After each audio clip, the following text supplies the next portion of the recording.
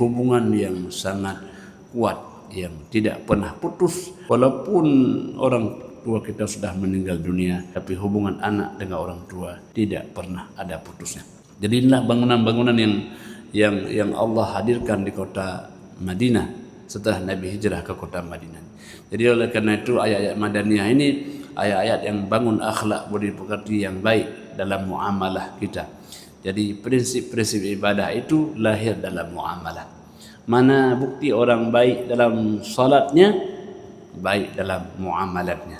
Jadi salat akan menghadirkan prinsip-prinsip yang berdampak pada muamalah kita. Innas salata tanha 'anil fahsya'i wal munkar. Salat dapat mencegah perbuatan keji dan munkar. Seakan-akan orang yang baik kualitas ibadahnya, hubungan vertikal dengan Allah, akan baik pula hubungan horizontal kepada sesama manusia.